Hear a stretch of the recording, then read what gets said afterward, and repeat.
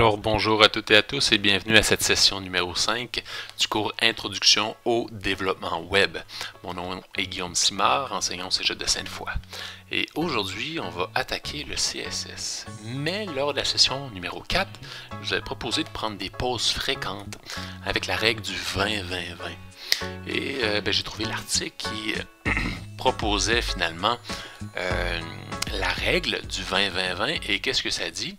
C'est que à toutes les 20 minutes, devant un écran, vous devriez prendre le temps de regarder à 20 pieds de vous, donc en avant ou à l'extérieur, à une distance de 20 pieds, pour un total de 20 secondes. Donc, à toutes les 20 minutes de travail, devant l'écran, on prend une pause de 20 secondes, puis on regarde au loin.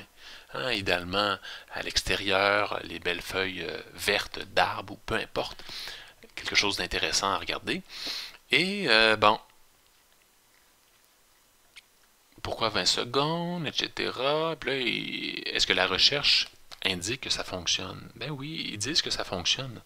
Parce que normalement, ce qu'ils disent, c'est que les humains, ils vont cligner des yeux à peu près 15 fois à toutes les minutes. Mais quand on regarde l'écran, on cligne moins des yeux.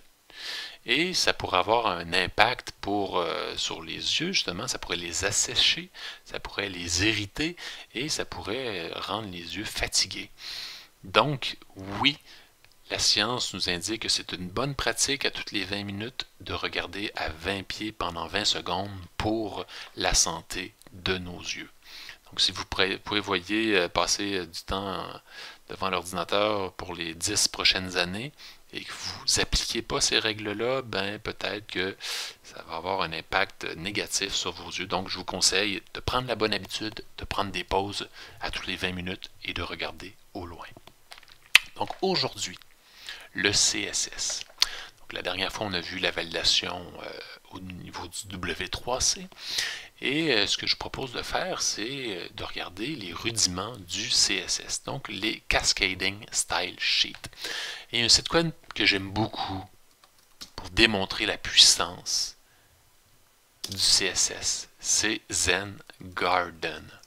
CSS Zen Garden.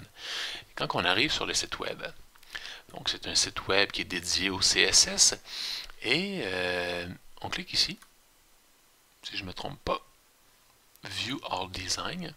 Et là, je vais me retrouver avec une liste de design. Donc, à la base, le site web, c'est toujours la même chose. C'est toujours le même HTML, mais on peut appliquer des designs différents, donc des feuilles de style différentes en fonction de notre envie. CSS Zen Garden, The Beauty of CSS Design. Donc, je me retrouve avec une image animée, un SVG, etc., puis avec du contenu, donc l'image de fond d'écran demeure, et on voit qu'il y a de la transparence, et je peux me promener dans le site web et naviguer. Donc ça, c'est un des designs. Et je peux revenir à la page précédente et cliquer sur un deuxième design. Donc encore une fois, CSS Zen Garden, The Beauty of CSS Design, c'est exactement le même contenu, c'est la même chose, c'est le même site web, mais on a appliqué une page web, plutôt une feuille de style différente. Donc on va en essayer un dernier. Regardez, The Road to Enlightenment, encore une fois, c'est la même chose, le même contenu. Et regardez, on a plusieurs pages de contenu qui présentent différentes feuilles de style. Donc ça peut varier grandement. Et si on fait CTRL-U, on va se rendre compte que c'est toujours le même site web, le même contenu, le même HTML, mais avec du CSS différent. Donc on peut voir ici, le CSS est identifié par une balise qui s'appelle link et de type style sheet, donc une relation de feuille de style.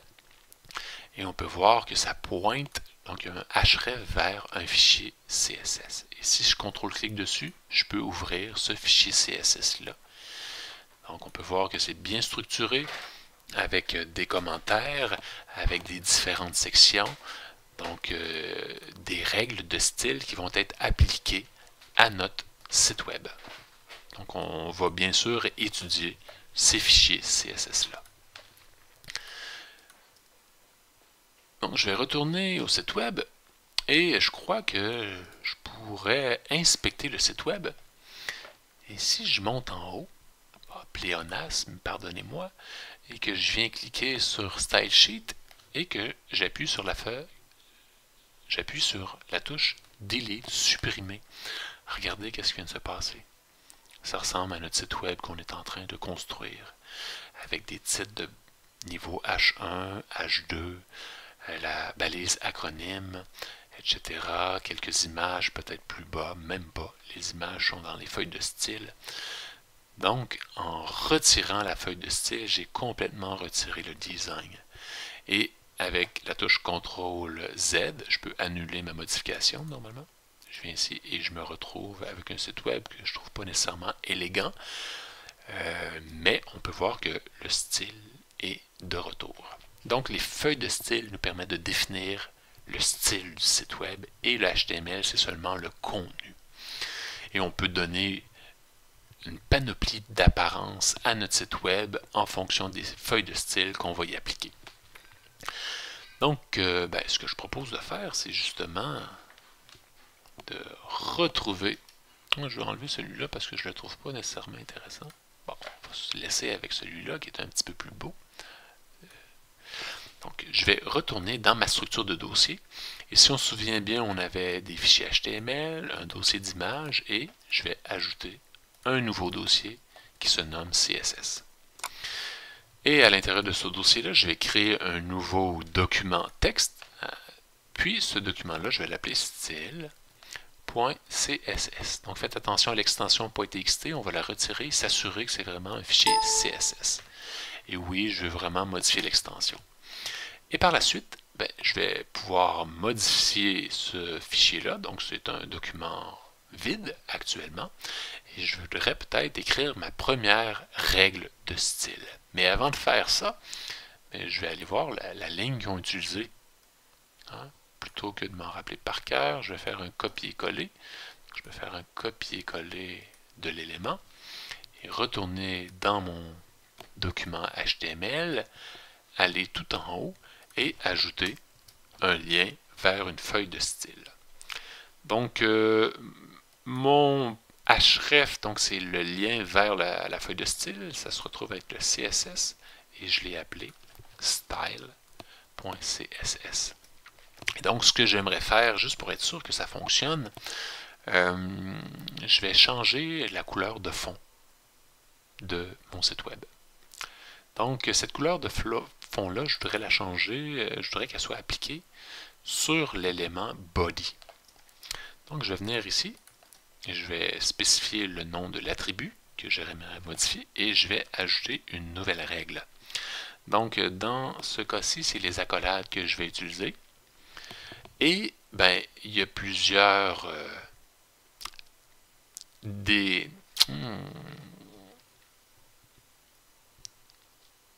je cherche le mot. Je me souviens pas comment ça s'appelle, ça, ici. Il y a plusieurs sélecteurs. Ça, c'est un sélecteur qui me permet de sélectionner la balise sur laquelle j'aimerais avoir un impact. Et donc, je vais l'écrire, puis on en reparlera plus tard. Donc, background, color. Et donc, ça va me permettre de modifier la couleur de background, donc la couleur de fond. Et je pourrais utiliser un mot-clé déjà existant, gray. Et je pourrais y aller aussi avec, entre autres, le format RGB, donc spécifier les différentes variantes de rouge, vert et bleu. Mais je vais faire le test tout simplement de cette manière-là.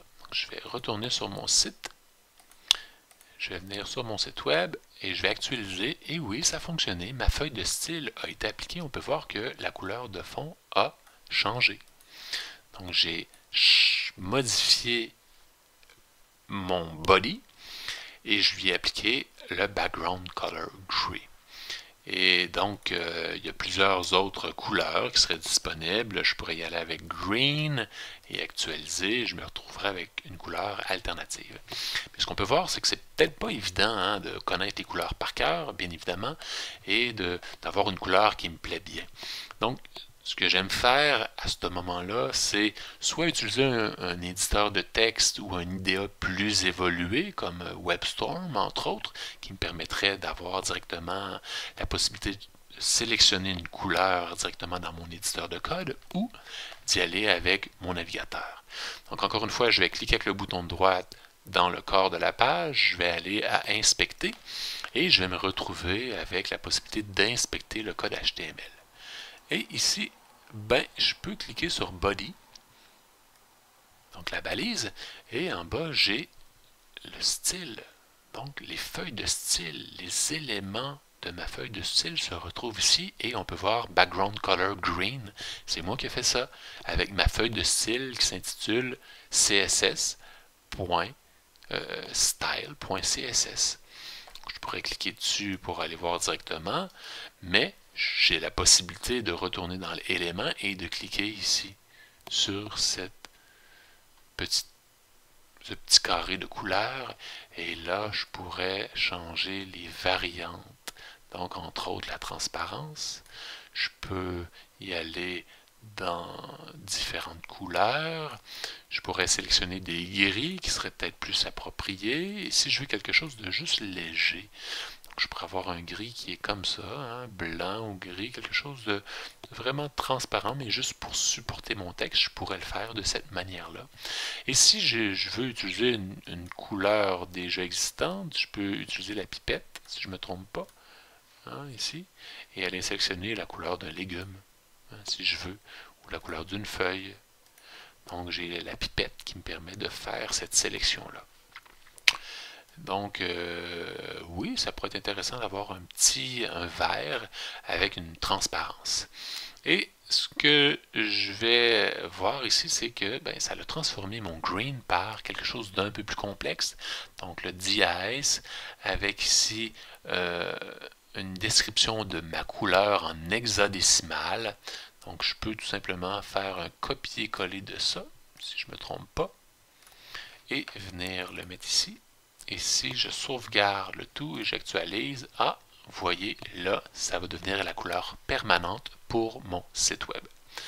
Donc, c'est quand même assez intéressant de venir jouer dans l'éditeur de Chrome. Bon, maintenant, qu'est-ce que je pourrais faire aussi? Peut-être que je voudrais changer la police. Donc, ici, font. Regardez, si je commence à taper font, ben, j'ai le font size. Font style, font variant. Donc, ce qui m'intéresserait, par exemple, c'est de changer la famille de police. Donc, je vais sélectionner ça ici, faire les deux points, et peut-être que je préférerais avoir une police sans shérif. Donc, la différence entre shérif et sans shérif, on peut voir qu'ici, il y a une police avec shérif, donc il y a de l'empattement. Si on zoome un petit peu, là, on va voir qu'il y a une petite patte qui est là pour le I, pour le E. Donc on voit que c'est une police qui est en empattement. Puis ce qui est dit, c'est que sur papier, ça se lit mieux. Mais pour le web, c'est peut-être mieux une police sans shérif pour la lecture. Donc c'est pour ça que j'avais sélectionné Font Family et d'y aller avec sans shérif. Et encore une fois, là, je me retrouve avec une autre police qui est peut-être du Arial. Et oui, on voit ici que c'est le Arial qui est utilisé. Donc, je pourrais faire un copier-coller de ça ici et venir l'importer dans ma feuille de style permanente. Et voilà. Donc, je viens d'actualiser. On peut voir que maintenant, la police est sans shérif. Donc, qu'est-ce que je pourrais faire de plus? Je pourrais peut-être ajouter quelques styles sur mes images. Donc, par cœur, je ne me rappelle pas de toutes les modifications que je peux faire sur une image, mais si je me fie à ce qui est ici, j'aurais simplement juste à ajouter le sélecteur IMG, ouvrir et fermer les accolades, et ajouter, par exemple, Qu'est-ce que je pourrais ajouter? Par cœur, ça ne me vient pas, mais je vais actualiser. Je vais cliquer avec le bouton de droite et je vais sélectionner une image. Et qu'est-ce que je peux voir ici? J'ai une image. Border. Oui, je pourrais ajouter une bordure. Je pourrais ajouter une petite bordure légère autour de mes images. Bon. CSS Generator. Image. Donc, je vais chercher. Regardez, Enjoy CSS, qui me permettrait normalement de générer du code CSS. Donc, je vais en ouvrir deux pour voir qu'est-ce que ça donne. I want to generate des backgrounds, des transitions, du texte, des images, ce qu'il les a. C'est quand même assez complexe ce qu'on peut faire, hein, ça vaut la peine de faire un petit survol. Je pourrais générer des fonds d'écran avec des gradients. Je pourrais générer du texte avec de l'ombre. Je pourrais générer des images avec, ah oui, Border Radius. On va essayer ça en cliquant ici. Bon, il faut que j'attende quelques secondes et j'aimerais bon, créer un nouveau projet. Bon, je veux juste changer la bordure. Border and Radius. Je vais faire un skip. Border and Radius, et ce que j'aimerais avoir, c'est un rayon de 13 pixels et d'avoir une bordure de 3 à 4 pixels. Et je pourrais changer la couleur. Donc on était dans le vert, peut-être que ça pourrait être intéressant. Et l'opacité, je pourrais changer pour que ça soit, pour qu'il y ait un petit peu de transparence. Et il y a des presets ici qui auraient peut-être pu être intéressants. Mais je vais y aller avec ça. Et ben, normalement, une fois que je suis satisfait de mon contenu, je vais pouvoir faire un copier-coller de mon CSS. Donc je viens de le faire ici avec la petite roue et faire un copier. Et je vais voir qu'est-ce que ça donne. Ouh, c'était pas le résultat escompté. Copie. On va recliquer ici. On va cliquer sur... on va peut-être descendre tranquillement.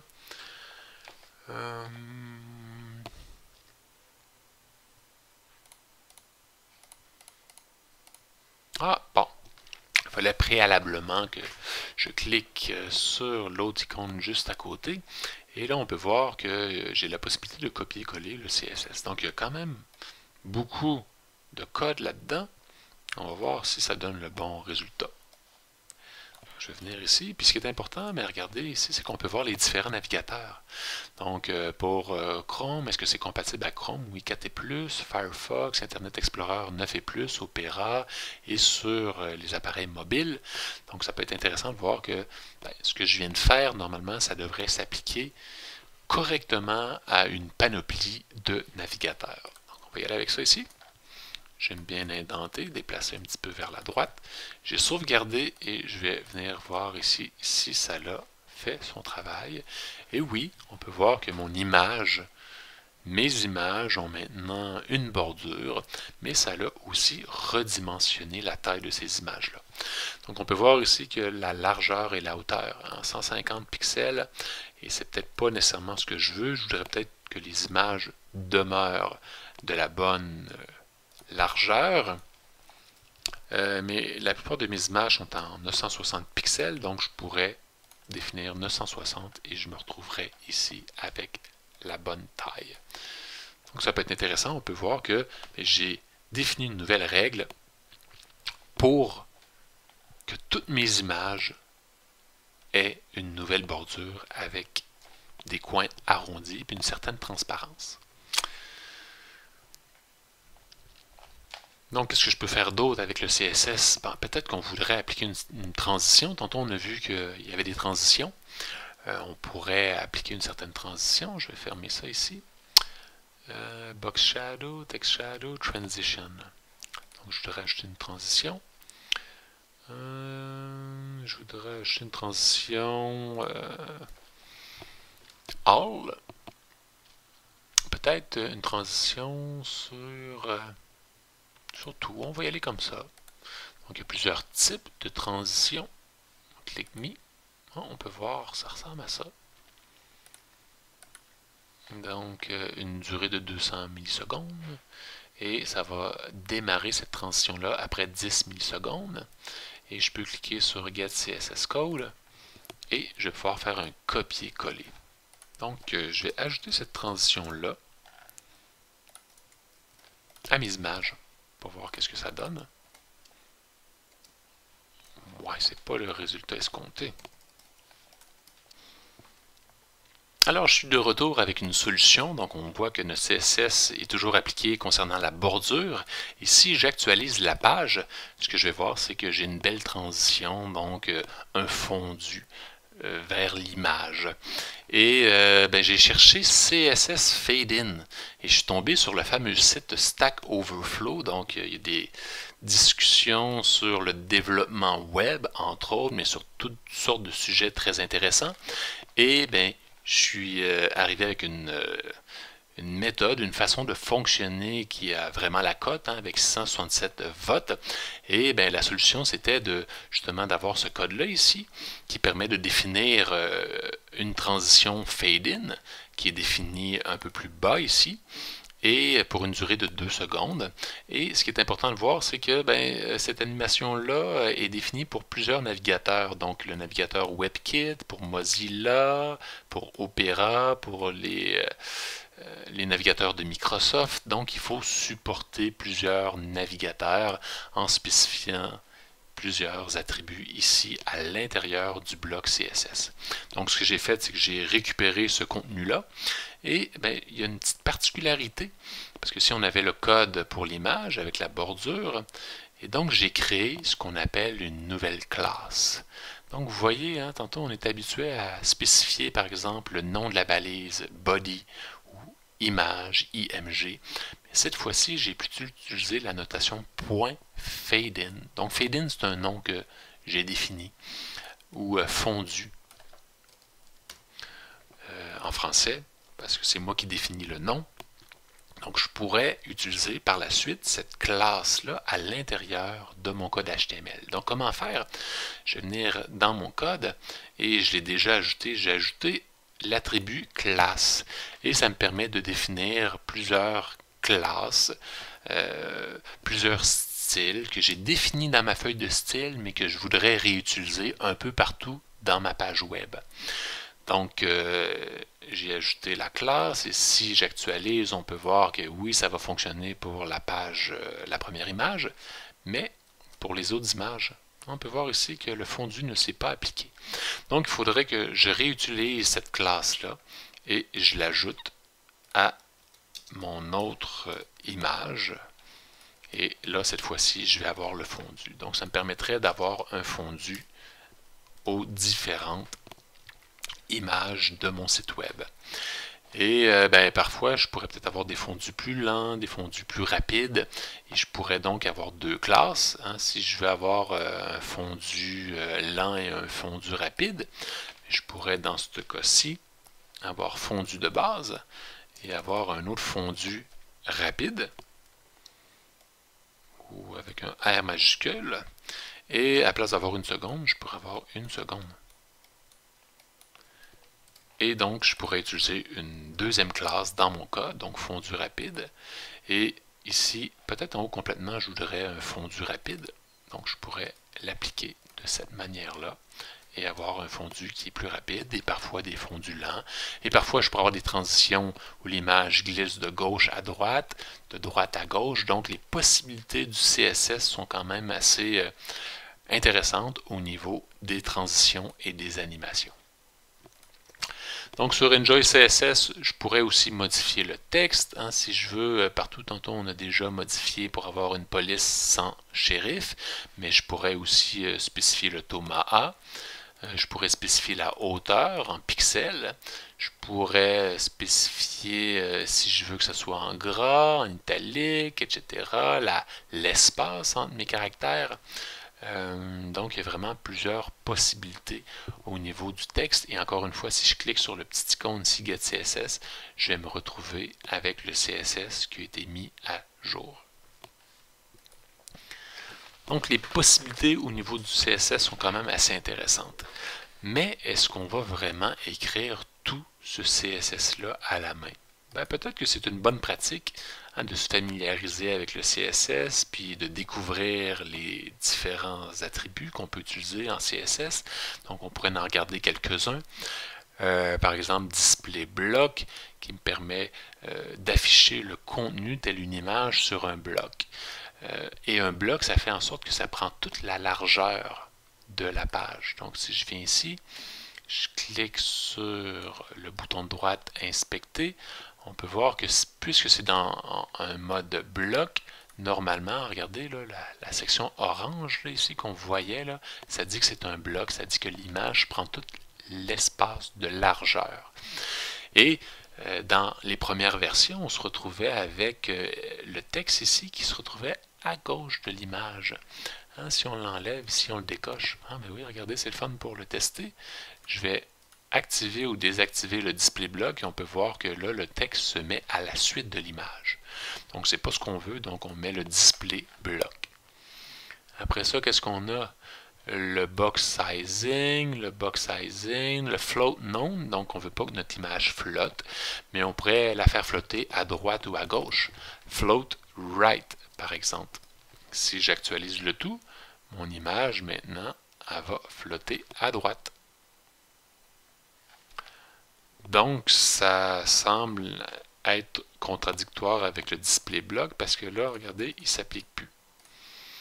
Donc, peut-être qu'on veut désactiver le float et le laisser à gauche par défaut.